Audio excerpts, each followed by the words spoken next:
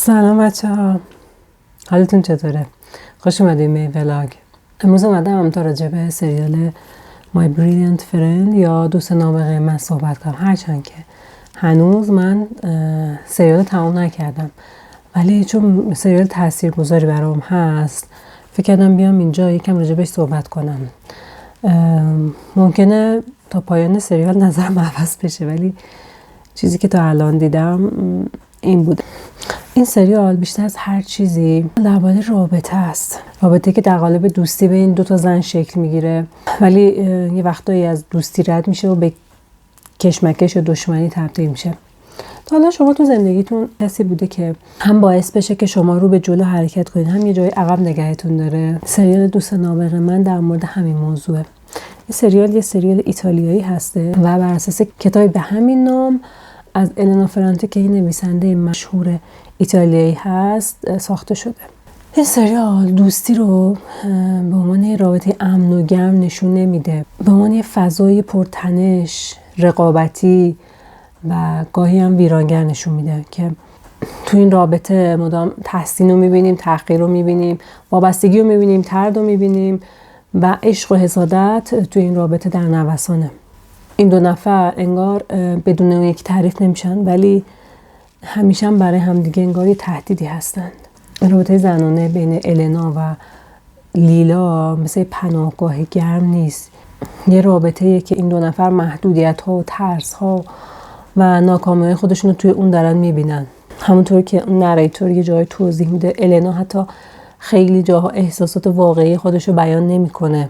مثلا اونجایی که لیلا با نینو وارد رابطه میخواد بشه، النا هیچ وقت نمیگه که عاشق نینوه، هرچند که لیلا دختر باهوشی و قطعا این موضوع رو فهمیده. موضوع دیگه تو این سریال هوش و نبوغه که از بچگی این دو نفر داشتن. البته هوش توی لیلا بیشتر خیلی مخربه. چیزی توی وجود لیلا هست که انگار دنیای اطراف ظرفیت پذیرشش رو نداره و خیلی وقتا به خودش آسیب میزنه. در مقابلش النا یه جورایی انگار با این شرایط خودش رو وفق میده و راه خودش رو پیدا میکنه و میره جلو.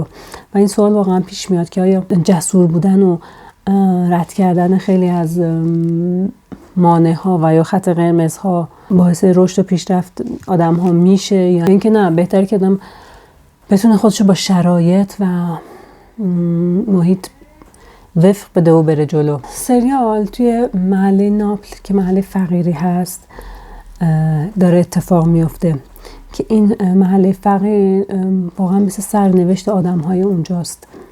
این بک‌گراند نگاه به آدم‌ها میگه که شما تا یه جایی میتونیم بیاین جلو، از این بیشتر نه. توی این فضا مرد سالاری رو میبینیم، خشونت رو میبینیم، هیچ افق روشنی انگار برای شخصیت‌ها وجود نداره. خروج از طبقه پایین توی این فضا برای آدم‌ها بسیار پرهزینه هستش و خیلی چیزا رو از دست میدن. فضا بسیار مردسالارانه است و زنها تقریبا انتخابی ندارن و خیلی جاها فقط یه معامله انجام میدن. ازدواج در برابر امنیت، سکوت در برابر بقا، یا درس خوندن در برابر تنهایی. لیلا که بسیار هم دختر باهوشی، هم جسوریه، همه چی رو میخواد خراب کنه و بره جلو، ولی النا میخواد توی این فضا باقی بمونه و بتونه خودش رو ثابت کنه و بره جلو. موضوع دیگه اینه که ما این داستان رو از دید و زبون النا در سالهای بسیار بعد داریم میشنویم و این روایتیه که النا داره برای ما تعریف میکنه و از دید الناست. شاید واقعا حقیقت این نباشه، شاید لیلا اینقدر باهوش نباشه، شاید اینقدر بیرحم نباشه یا اینقدر دست نیافتنی نباشه. به نظر میرسه که این تصویری که النا در سالهای بعد داره ارائه میده ترکیبی از حسادت و دلتنگی و عشق هست. لیلا خشم زیادی داره و خیلی جاها داره به خودش آسیب میزنه. النا اما سعی میکنه آرومتر بره جلو. خیلی جاها البته منفعل رفتار میکنه و اون چیزی که ما میبینیم دنبال روی لیلاست، میخواد خیلی جاها از اون عقب نمونه و خیلی تو خیلی هم موقعیت ها همش خودشو مقایسه میکنه با لیلا که اگه لیلا بود چیکار میکرد. و نینو چیزی که برام جالبه، حالا شخصیتیه که هر دوتا قهرمان ما لیلا و الناش علاقه دارن. نینو اون قسمت های اول که میاد توی داستان میگه من هر کاری میکنم که به پدرم شبیه نباشم، ولی نظر من خیلی شبیه پدرشه.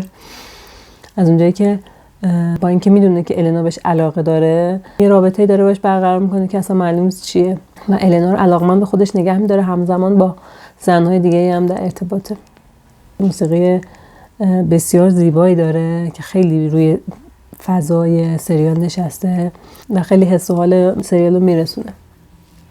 بچه شما میایین برام بنویسین که این سریال رو دیدین و نظرتون چیه راجع بهش؟ دوستش داشتید یا نقاط ضعفش چی بوده؟